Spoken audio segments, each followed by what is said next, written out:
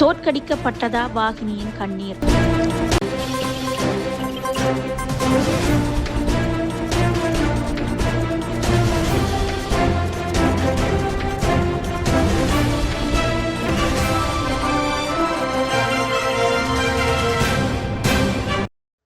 முப்பது வருடங்களாக சிறையில் வாடும் எங்கள் அண்ணாவை இம்முறை பொங்கலிலாவது விடுதலை செய்யுங்கள் என்று இருகரம் கூப்பி விக்னேஸ்வரநாதன் பார்த்திபனின் சகோதரி வாகினி கடந்த 13ஆம் திகதி ஊடக மையத்தில் கதறி எழுத காட்சியை கடந்து செல்லாத ஊடகங்களும் இல்லை, ஊடகர்களும் இல்லை.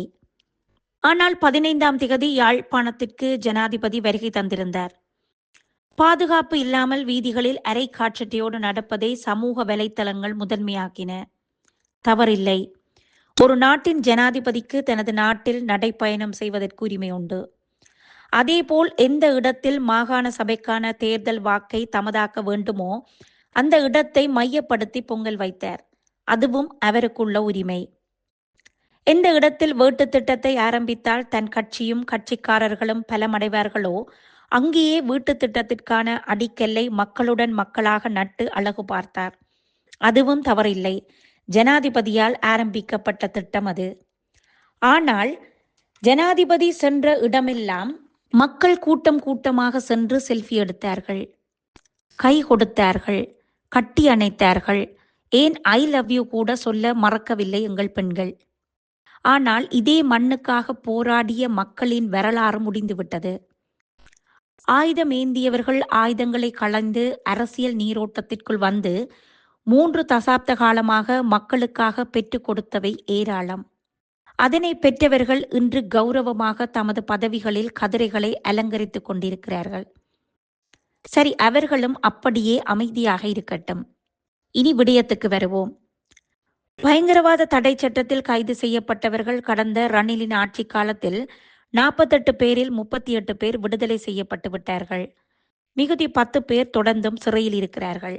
இந்த 38 பேரை விடுதலை செய்யும் பொழுது யாழ்ப்பாணத்தை பிரதிபலிக்கும் வகையிலும் தமிழர்களின் பிரதிநிதியாகவும் அபிவிருத்தி குழு கூட்ட தலைவராகவும் அமைச்சரவை அந்தஸ்துள்ள அமைச்சராகவும் ஒருவர் இருந்தார்.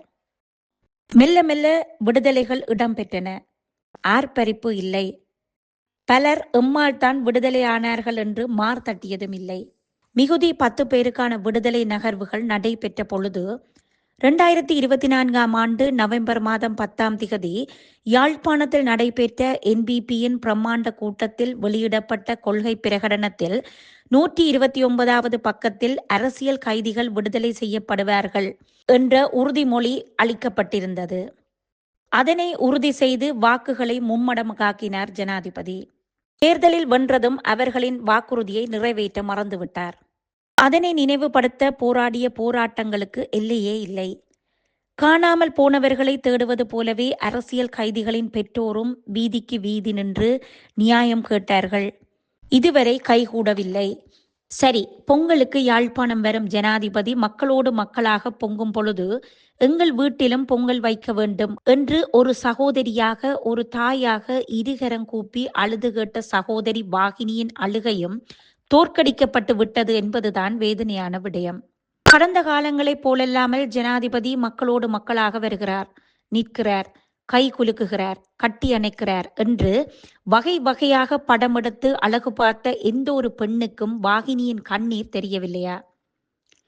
எந்த சமூகம் தலை நிமிர வேண்டும், சுயமரியாதையுடன் இருக்க வேண்டும் என்று பாடுபட்டாரோ விக்னேஸ்வரநாதன் பார்த்திபன், அந்த சமூகம் இன்று பலரின் கண்ணீரை கூட கணக்கெடுக்காமல் கட்டி அணைத்து செல்ஃபி எடுக்கிறது. செல்ஃபி எடுப்பது உங்கள் உரிமை. ஆனால் இந்த நிகழ்வில் பங்கேற்ற ஒரு தாயோ ஒரு சகோதரியோ அந்த பெண்ணின் கண்ணீருக்கு விடை பெற்று கொடுத்திருந்தால் அல்லது ஒரு கோரிக்கையை ஜனாதிபதியிடம் கையளித்திருந்தால் பேருதவியாக இருந்திருக்கும்.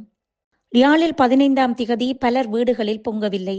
ஜனாதிபதியுடன் பொங்கிய வரலாறு 2026ஆம் ஆண்டு பொங்கலில் பதியப்பட்டதாக சமூக ஊடகங்கள் தமது கருத்து கணிப்பில் வெளியிட்டிருந்தன. கடந்த காலங்களில் ஜனாதிபதியை சந்திப்பது கடினம்.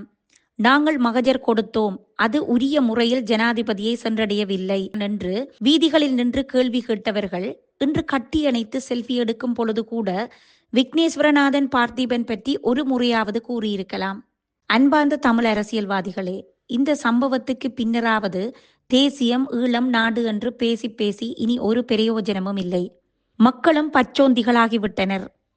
எம்மவர்களை வைத்து எமது பிரதேசத்தில் தியாகங்களையும் உரிமைகளையும் அமைச்சர் என்ற பெயரிலும் பாராளுமன்ற உறுப்பினர்கள் என்ற பெயரிலும் எள்ளி நகையாடுகின்றனர். இப்பொழுதுதான் தெரிகிறது, ஆண்ட்ராய்டு போனால் சீரழிவது சிறுவர்கள் அல்ல, பெரியவர்களும் தான்.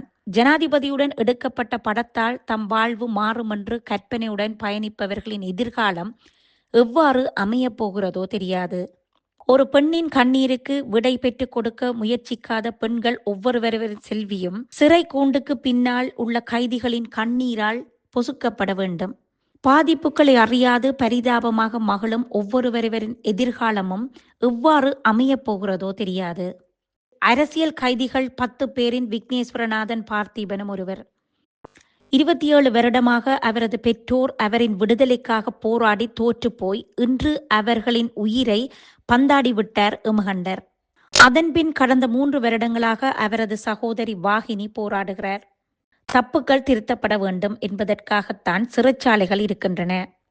ஆனால் சிறைச்சாலையில் 3 தசாப்த காலத்தை தொலைத்த பின்னும் பொது மன்னிப்பு வழங்கப்படவில்லை என்றால் தண்டனைகளில் தவறு இருக்கிறதா, அல்லது நீதிமன்றத்தில் தவறு இருக்கிறதா, அல்லது நீதிவான்களில் தவறு இருக்கிறதா தெரியவில்லை. ஜனாதிபதி அவர்களே, 30 வருடமாக சூரிய உதயத்தையோ அஸ்தமனத்தையோ பார்க்காத ஒருவர்தான் விக்னேஸ்வரநாதன் பார்த்திபன். பெற்றவர்களை பறிகொடுத்த பின்னும் எஞ்சிய வாழ்வை சகோதரியுடன் வாழ வைக்க முடியாவிட்டால் கடந்த காலங்களில் உங்கள் தோழர்கள் செய்த தியாகங்களும் பொய்யானவையா? ஜனாதிபதி, நீங்களும் ஒரு காலத்தில் ஆயுதம் தாங்கிய குழுக்களில் இருந்து பலரையும் இழந்து பல வருடங்களின் பின் அரசியலை கையில் எடுத்த ஒருவர். உங்களுக்கு போராட்டம் பற்றி சொல்ல தேவையில்லை. அதேபோல் போராட்டம் பற்றி தெரியாதவரும் நீங்கள் இல்லை. சொந்த சகோதரனை தொலைத்தவருக்கு ஒரு சகோதரனின் விடுதலைக்காக கண்ணீருடன் நீதி கேட்கும் வாகினியின் கண்ணீருக்கு விடை கொடுக்க முடியாமலும் இல்லை. எனவே விக்னேஸ்வரநாதன் பார்த்திபன் உட்பட அரசியல் கைதிகளின் விடுதலை துரிதப்படுத்தப்பட வேண்டும். வாகினியின் கண்ணீருக்கு விடை கிடைக்க வேண்டும். இதுதான் தமிழர்களின் எதிர்பார்ப்பு.